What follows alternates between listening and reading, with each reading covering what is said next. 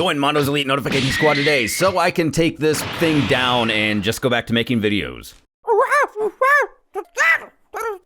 What's up, everyone? I just want to quickly thank the Dragon Ball Guy 75 for translating the series and let you know Bardock After was created by young Jijii. You can find all of his links in the description. Our story begins at an iconic scene, the original moment where Bardock stands up to Frieza, only to be stricken down in his attempt to liberate his people. Suddenly jumping forward, we're taken to the moment right after Goku hits Frieza with the Spirit Bomb, and when Frieza murders Krillin.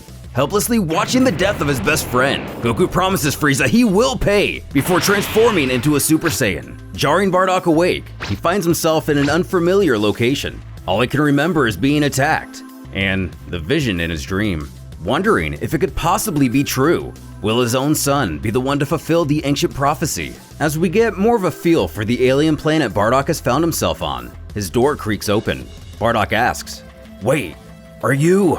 And sure enough, it's the Yardratian, confirming he's on planet Yardrat, asking him if he's the one responsible for saving him from Frieza. The man says yes, adding this is the second time they've actually met. Remembering back, Bardock ventured to this planet a while ago and saved this guy's life. Several years prior, Frieza caught wind of the Yardratians' teleportation technique. Not exactly being a warrior race, they were pushed to the edge of their limits, but were able to hold their own. Managing to hold off the invasion, Frieza eventually lost patience and sent more powerful troops to once again attempt to conquer the planet. One henchman in particular, named Sheepy, changed the tide of the battle. As soon as the natives laid eyes on him, they knew the resistance was futile. The planet had all but resigned to their fate when Bardock arrived. Having a previous relationship with this man, the Saiyan shouts out that it's been a while and notes that he's still picking on weak and feeble races, commenting how low he's fallen. Sheepy says that he wasn't notified of Bardock's involvement on this planet and demands to know what he's doing here. Bardock assures him that he isn't here on official duty and has no interest in interfering with the natives. Instead, Sheepy's mere existence makes him want to retch, as he's had enough of watching him only torture and kill those who are already weak. So Bardock has come to this planet to kill him, away from the prying eyes of Frieza. "You think that'll be easy for you, you filthy monkey? You have no idea how long I've waited for this. Pray to whatever god will have you. Your face tells me you have no idea why I'm here. Let me jog your memory." Bardock then details that Sheepy killed his friend Kairu simply because he failed to complete a mission. The Saiyan also admits that he himself is no angel, but Sheepy belongs to the deepest bowels of hell. Kairu is like a brother to Bardock, and the two of them plan to rise up against Frieza together. "You think one little ape can harm me? You're delusional, Bardock. Don't underestimate the Saiyan race, you arrogant swine. You're a slave to that scouter. I'm going to show you something that'll shock you." With both warriors claiming the other has miscalculated the other, Bardock powers up. Checking the scouter, Bardock's strength rises to over 4,300, terrifying Sheepy, who claims Bardock has never been that strong. Continuing, the Saiyan's power soon goes above 6,300. Sheepy carries on, believing Bardock's max power should be only 3,000. With the outcome of this fight seemingly already decided, Bardock promises the soldier he will soon tear him apart.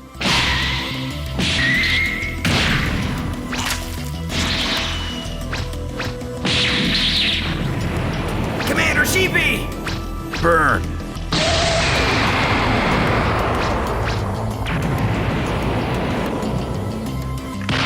Having easily succeeded in his goal, Bardock turns to the other soldiers saying, "Sorry, but I have to kill all of you also. It's not personal, but I can't have Frieza finding out." What? And just like that, the invasion of Yardrat had ended, as Bardock tells the remaining Yardrats their business here has concluded, and have no reason or desire to conquer this world, leaving peacefully. Back in present time, the Yardratian tells Bardock that regardless of his intentions, the fact still stands that he saved the Yardrat people. Even if he didn't come here to help, the natives are in his debt. Using their teleportation, they've been keeping an eye on the Saiyans and waited for a chance to repay that debt. A week ago, they learned of Frieza's plans to destroy planet Vegeta. While they wanted to outright save the planet, Frieza's immense power prevented them from doing so. So doing the next best thing, they instead saved the man who saved them, using instant transmission at the last moment to save Bardock from being completely obliterated by the blast. They can now rest easy knowing that debt is repaid. Taking in all of this, Bardock has a moment of silence before the Yardrat asks him what he plans to do now. But being the hard-headed guy he is, he snaps asking why he should tell the Yardrat, who asks Bardock if he plans to attack Frieza again. "So what if I do?" Monologuing, he vows from this point forward, he will rededicate his life to a singular purpose, making that tyrant pay for what he's done. As Frieza was so cowardly to commit genocide over nothing but an urban legend, he must restore the honor of the Saiyans. Letting him finish, the Yardrat affirms that if that is Bardock's goal, then he should allow the Yardratians to assist in this endeavor. But Bardock firmly insists that he doesn't want any help. However, he reminds the Saiyan that from where he's standing, Bardock could use all the help he could get.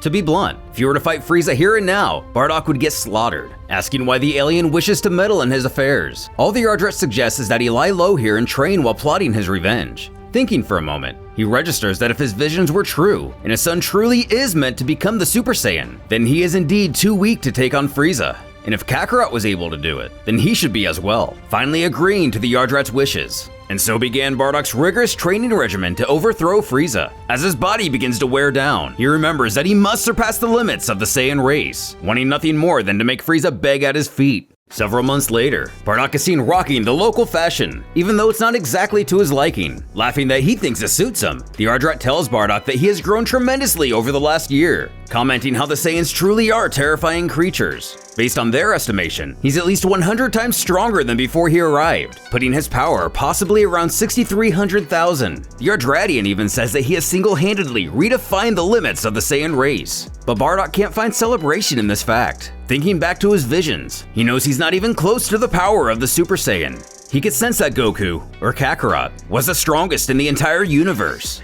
Over the last year, Bardock exploited the Zenkai boost through gravity training and the Yardratian's healing abilities, noting his powers have grown explosively, but it's still not enough, leaving him to wonder what he's missing. Another year passes. Bardock believes that he's now ready to take on Frieza, thanking the Yardrat for sparing no expense in his training. Even he believes the Saiyan should have little issue taking on the Galactic Tyrant now, saying he's glad he and his people were finally able to repay him. Finding some respect for his, what I guess you would call mentor, he asks if he may ask one more favor.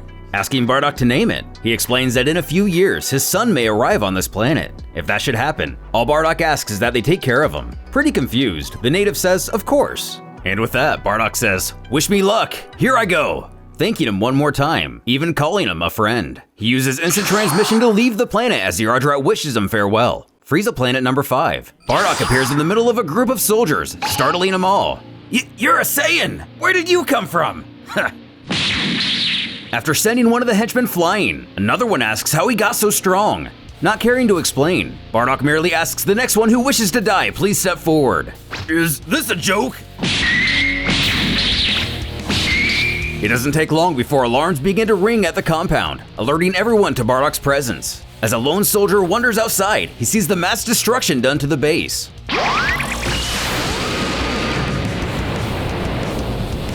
This being the first battle Bardock has encountered in almost 2 years, he admits to himself that he was worried for a moment, but his body feels so light, almost weightless, shouting, "This is our Saiyan rage, Frieza, and believe me, this is only the beginning!" All the yelling gets more soldiers' attention. As Bardock sees he has to perform a little more pest control, he resumes the slaughter.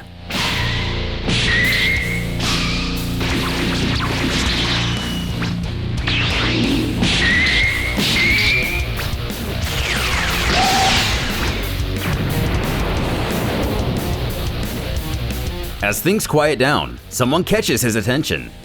A single henchman stares calmly at him before saying, "And I was expecting a warrior. Just monkey trash. I thought Lord Frieza killed all of you."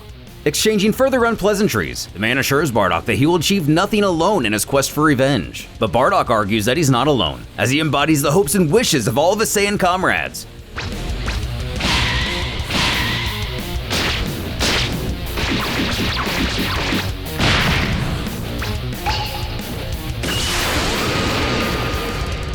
Having easily defeated his enemies, Bardock ventures into the base to find some armor more suiting to his style. Looking a bit more familiar, we're left to wonder what is next for the Renegade Saiyan. But elsewhere, a new enemy has begun to take action after hearing of the destruction of Frieza planet number 5, promising whoever is to blame will pay.